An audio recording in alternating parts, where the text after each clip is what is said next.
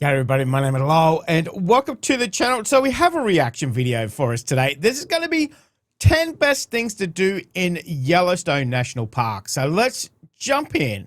Let's have a look at this one. There are so many great things.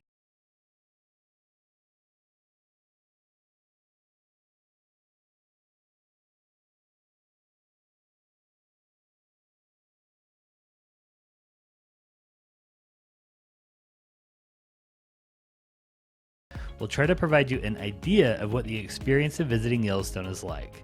So without further ado, here's our Yellowstone top 10 list. Just make sure to... Now, remember, obviously this is going to be their list. If you've been to Yellowstone and there's something different, let me know in the comment section. Comment and let us know which of your favorites we left off. Let's kick it off with one of the most unique things about Yellowstone. Bison Look jams. how big they... Man, you forget...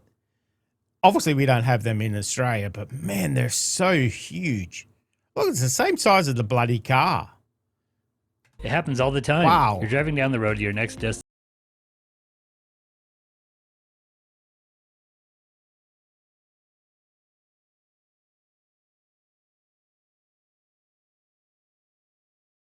We'll get out of our vehicle and stretch our legs or throw the ball a little bit. Sometimes a park ranger will roll in with their special look at the little baby ones. Oh, horn to try to move them along. All right, come on, guys. listen to their feet clip-clopping. Oh. This is a rite of passage. If you haven't gotten in a buffalo jam, you can't say you've done Yellowstone properly. These are all the places I can remember getting stuck in a bison jam. Also, I use bison and buffalo interchangeably just to annoy the people who say you can't call them buffalo. Try calling Buffalo Bill Cody Bison Bill Cody. It's just not the same. Oh, you hosers shot the gap on me. Oh. Look at Next up is something I've recently discovered, the joy of biking in Yellowstone. While not really known as a biking park, there are some great ways to enjoy the park on two wheels. First, in April, when the park is waking from its winter slumber and the roads are mostly, but not completely plowed, one road is open to bikers only for 2 weeks. This also happens in the fall, with a few more roads as options. Note that the northern road is open year-round to bikers and vehicles. Second, there are several shorter trails throughout the park for bikers. What I like about these trails is that they get to some sites that might not be worth the hike, but are worth the relatively short bike ride. I biked to Natural Bridge, which was fun to walk across. Wow. Okay. I also biked to Lone Star Geyser, which was a lovely ride along a river. And I mean, if you're biking and that's the views you're getting, I'd say that's pretty worth it. Look at it. It looks wonderful. Through some meadows. Wonderful. Seeing the geyser erupt at the end was the perfect reward. Dang. Biking, particularly e-biking, is one of our new favorite ways to explore anywhere we are visiting. Next up is Yellowstone Lake. According to the Park Service, this is the largest high elevation lake in the country, with high elevation being defined as massive bloody lake. Over 7,000 feet. The lake is 20 miles long and 14 miles wide. Holy It's lined with geysers, and some geysers can even be found in the lake. It's also a great place to see wildlife. We've seen bears, elk, and bison here quite often. Due to the elevation, it's always cold. It freezes over completely in the winter, and in the summer it's about 41 degrees Fahrenheit or 5 Celsius. That for me from Queensland, that's deep winter. 5 degrees. We don't even get 5 degrees here in wintertime at night. That is cold. That's bloody cold. It has the largest population of wild cutthroat trout in North America, but these are being attacked by lake trout, which were improperly introduced years ago. Those who fish here must return the cutthroat and keep the lake trout. I did a boat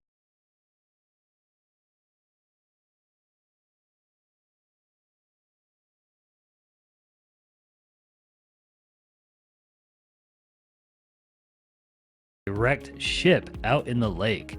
What in the world is a wrecked ship doing stranded in Yellowstone Lake? Yeah. It's the result of an early tour guide operator who was notorious for being a nuisance to the park service. The boat tour operator was named E.C. Waters. His license was finally ripped from Easy Waters. Okay. him by the park service, and he left his large ship, which he named after himself, in the lake. Dang. It's now protected as a historic relic.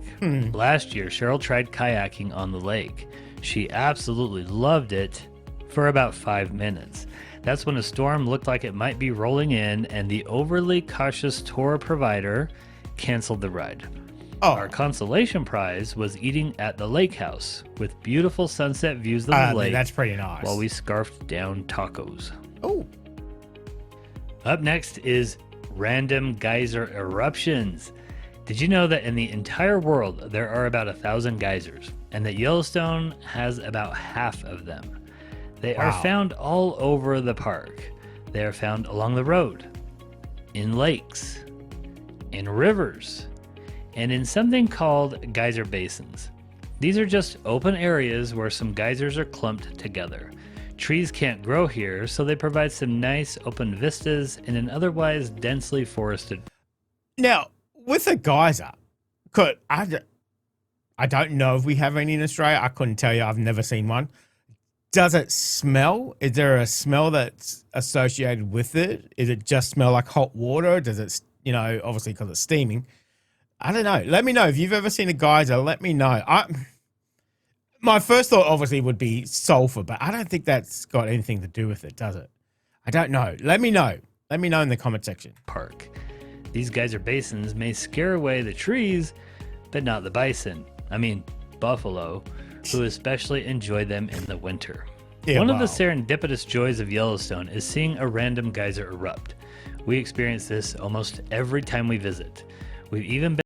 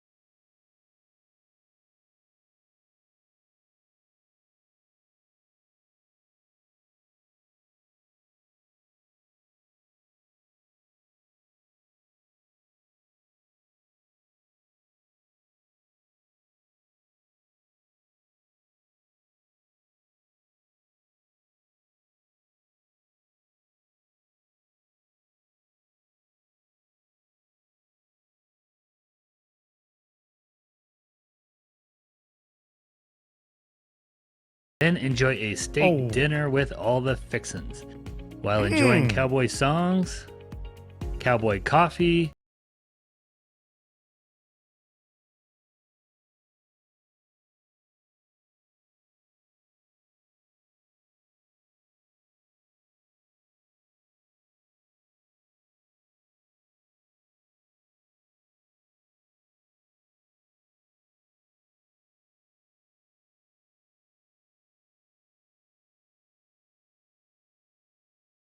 and nearly froze to death. We could never make it in Canada. That just looks so cold. I mean, if it's 5 degrees, some of it in summer, I don't know. I don't even want to know how cold it is in winter. I don't even want to know. Oof.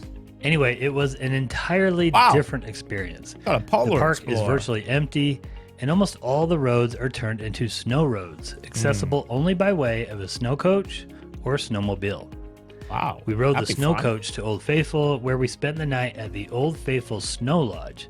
We ate a nice dinner in the Obsidian dining room, spent some time by the cozy fireplace, and skated on the little ice rink out back. We also did a really nice snowshoe tour, which took us into the forest where we ran into a bison, forcing us to trailblaze a new path back. We also walked on the snow-packed boardwalks through the geysers.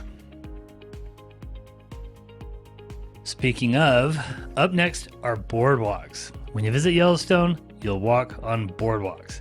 Every time we visit, the first time we step on a boardwalk, we look at each other and say, we're back in Yellowstone. These are primarily set up to avoid stepping through the fragile crust and getting burned by a geyser. Under no circumstances are you to leave the boardwalk and get close to a geyser.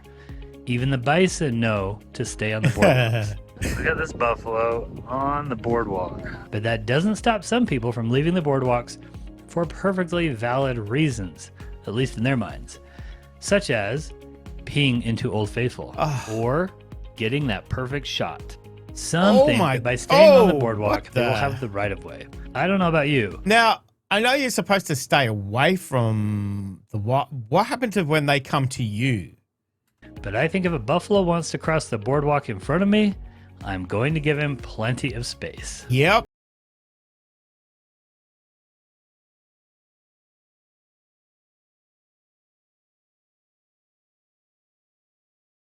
Of several unique waterfalls. Gibbon Falls splays out wide as it falls into Madison Valley. Look at that. That's a lot of water coming down. That's a huge fall. Dang. Undine Falls makes a few tall and narrow drops.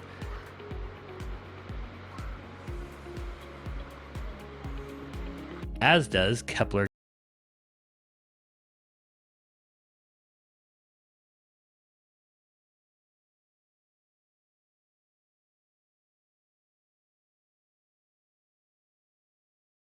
Here, the Yellowstone River picks up steam as it flows south. Look at all the water. I mean, look at that view. Look at that view. Dang, look at that view. Then it makes a hard right before roaring.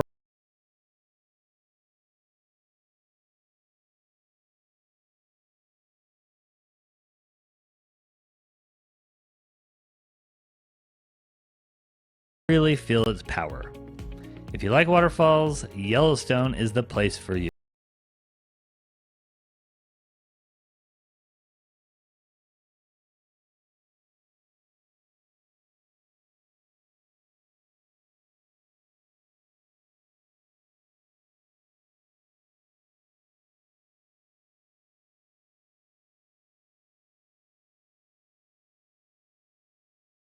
And when I say action, I mean the buffalo. They might just come in and stake their claim to the outhouse. I camped here last night at Bridge Bay Campground, and check it out. We've got a couple of bison, actually. There's a couple of them just roaming around the campground.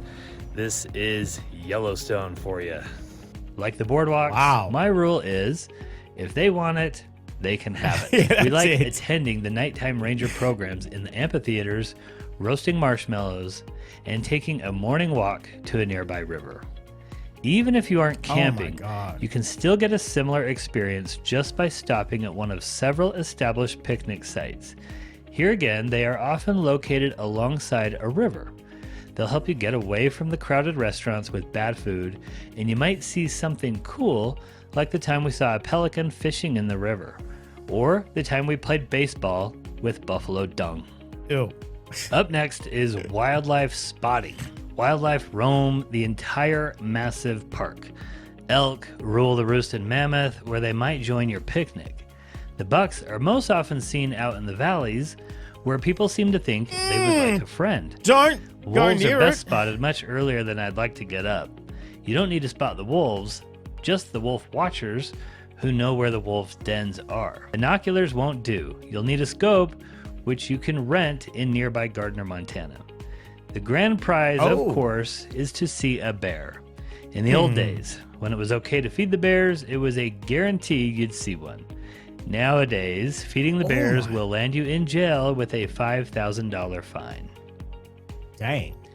The best valleys to see wildlife are Lamar Valley and Hayden Valley, though we have seen all of the animals in nearly every section of the park. Also, can you spot the profile of the bear's face in the park map? Up next is the magnificent Grand Canyon of the Yellowstone. This canyon merges all that is special about Yellowstone. The park essentially got its name from the yellow walls of the canyon. Okay. The walls are yellow because they are volcanic ash that currently have geothermal activity. Basically, the walls are on fire from the geyser activity, which has tinted them yellow and red.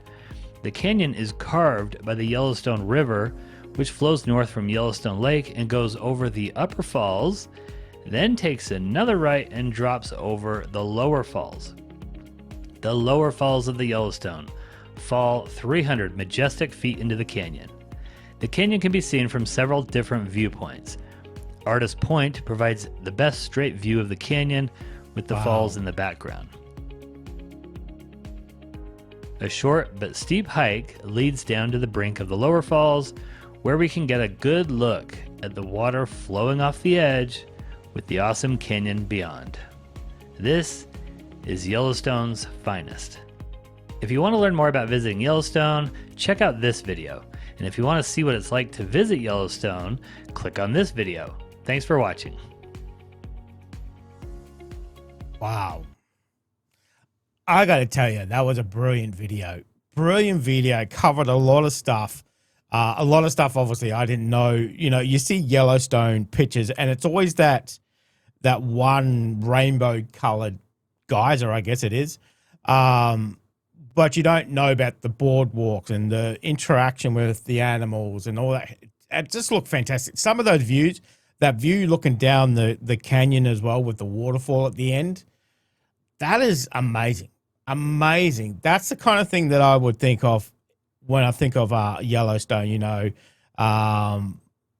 water coming through, you know, snow-capped mountains, lots of trees. That was just brilliant. Brilliant video. So covered a lot of things, and as you know, personal experience as well went into that. So that was excellent. That was an excellent video. Kind of gave me more of an overall appreciation for what's in the park. I definitely want to learn more about, you know, there's obviously so much more to learn about Yellowstone as well. You know, the volcanoes that are there as well. You know, apparently there's a super volcano under it and whatever else. So, but that was interesting. Let me know if you've ever been to Yellowstone. Let me know if you've been there, and let me know if you enjoyed this video, guys. Thank you very much for joining me today. Make sure you stay safe, and I will definitely see you in the next reaction video. Oh, you're still here? You want more content? Why don't you check out my Patreon down here? You'll get plenty more content and some exclusive videos over there too. If not, why not check out this one over here?